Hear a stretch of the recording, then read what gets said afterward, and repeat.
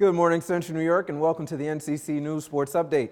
I'm Allume with all your highlights from a busy night of sports. We'll start with some SU men's basketball. Coming off a close loss to the 10th-ranked North Carolina Tar Heels, the Orange cannot afford too many more losses with only 4 games remaining on the schedule. Syracuse currently being on the outside looking in to get into March Madness tournament play.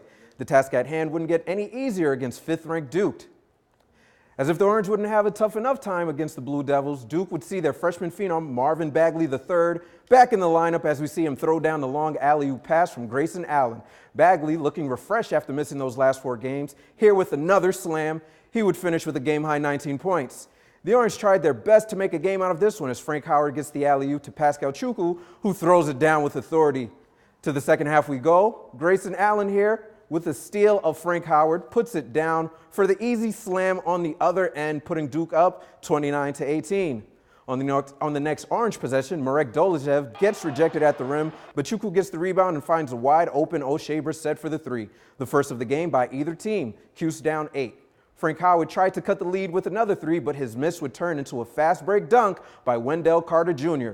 Duke would be too much to handle inside the paint as Marquez Bolden looks offended by the rim, slams it down with authority, and welcomes Dolijev to Posterville. Duke up by 20 as they'd go on to win this one 60-44. After the game, Frank Howard and O'Shea Brissett gave their take on what went wrong for the Orange. Capitalize on them, whether it's in the paint, with turnovers or just honestly missed shots. So, it's something, we want to win every game, and it's something we'll definitely look at. Once we got in the middle, it was pretty hard to kick it back out or go down because of the guys they had. So I just feel like they were able to move really well and take away, stuff that we usually get against any other team. Syracuse will get a chance to regroup with a short break until Wednesday. They'll be hoping to get a much-needed win against Boston College. On to women's hoops now, as Syracuse would face North Carolina at Chapel Hill. The Orange paid homage to what appeared to be their favorite number, 3, as they practically lived behind the three-point line all night. The Orange would set a new school and Atlantic Coastal Conference record on the night as they would score from behind the arc 20 times. Gabby Cooper in particular was feeling it tonight. She rattled in 8 3-pointers to lead the game in scoring with 28, a season high for her. It was still a tightly contested battle for the Orange as even with the barrage of threes, they trailed the Tar Heels for much of the first half. Until right before the end of the half, Tiana Manga Kahia drives and goes underhand off the glass for the finger roll at the buzzer. Everything tied at 41. In the second half, it was more of the same for the Orange. Miranda Drummond said, "My turn," and got into the 3-point barrage as well, putting in 7 shots from downtown and 24 points on the night. The Orange would pull away from North Carolina in the second half, using their record-setting performance from 3 to win 86-80. To the turf we go as Syracuse's men's lacrosse team took the field against 9th-ranked Army, coming off a 15-3 beating at the hands of 3rd-ranked Albany. Things did not get off to a good start in this one either.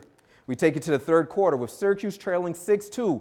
Army would increase their lead as Connor Glancy nets his 3rd goal of the game, putting Army up 7-2. But the Orange wouldn't lay down quietly as later in the 3rd, Stefan Refuse comes around the net for the one-handed goal. SU trails Army 7-4. In the 4th quarter, the rally was in full effect. Brendan Bomberry gets crafty with the goal, putting it in from between his legs, ties the game at 9. As we take a look again, what a shot from Bomberry.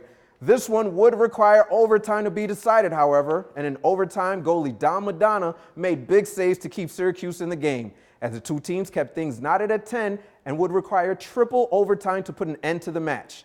In the 3rd overtime, Madonna passes to a streaking Ryan Simmons for the game-winning goal. SU completes the comeback for the triple overtime win, 11-10. After the game, Simmons gave details on the game-winning goal. Cardiac use. That's what we do here. It's run and gun ball, and we had a freshman make a great play, Fernandez, not afraid to throw it upfield pretty quickly, and Dom stood on his head the whole game, and especially in overtime, he made some great saves, and on that last one there, he got it up and out quickly, and we just pushed it, and it just so happened, I was the one on the receiving end. The Orange will look to build a streak as they hit the road to face 5th-ranked Virginia on Sunday. We take you back to basketball, this time high school basketball, as the AA playoffs are fully underway. We take you to the semifinal matchup between Bishop Ludden and Liverpool. Bishop Ludden's Pat Donnelly is retiring at season's end after 30 years as head coach, so each game could potentially be his last. Tonight's opponent, Liverpool, is coached by former SU basketball star Ryan Blackwell, and they are undefeated and state-ranked. Liverpool would be no easy out as we see Charles Pride drives for 2 off the glass. He would finish with a game-high 24 points. Liverpool led by as many as 11 points, but Joe Connor takes the contact and makes the basket for Ludden, putting the Gallic Knights up 2 with 3 minutes to go. With just over a minute left, Liverpool's Naz Johnson drives into the lane and banks the one-handed shot off the glass, putting Liverpool up 71-69.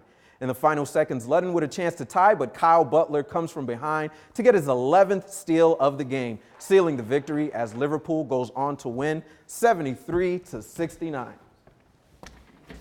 Certainly an action-packed sports update, Jude, but let's talk a little bit more about SU's postseason tournament hopes. With that tough loss to Duke, what do the Orange now have to do to try to get into postseason play, particularly the NCAA tournament?